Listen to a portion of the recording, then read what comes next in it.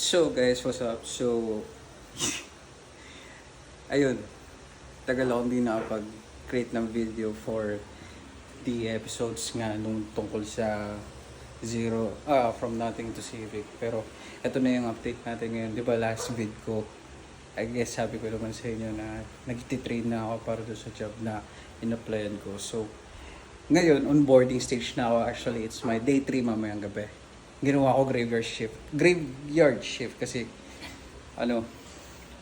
kasi may pasok ako sa school papasok na ako sa school next week. So ang schedule ko sa school is 3 hanggang 7 ng gabi. So ang schedule lang na pwede is 6 hanggang 2 p.m, 2 p.m hanggang 10. So kinuha ko na lang yung graveyard pinaka-safe para may sleep pa naman tayo. Tsaka di rin kasi ako morning person kaya di ko kakayanin yung gigising ka ng 5 a.m. tapos mag-work ka ng 6. Baka wala pa ako sa ulirat. So, kwento ko lang guys, diba? Honda Civic yung, para sa Honda Civic itong ginagawa natin. So, kwento ko lang, meron naman ako nagagamit na vehicle which is yung motor ko.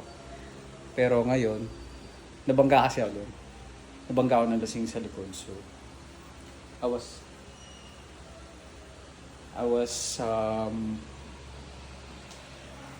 thinking na buuin muna yun.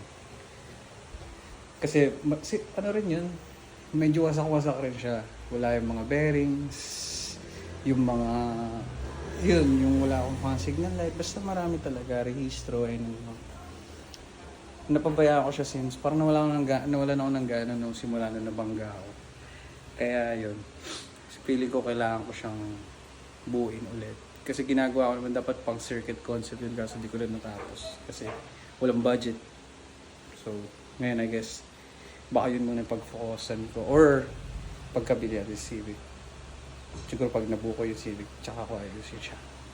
No? Tapos bagong episode na naman para doon. So, yun, just an update guys. Tanggap na tayo. Onboarding stage na. Currently working right now.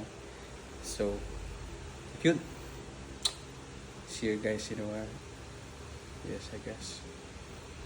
Thank you guys.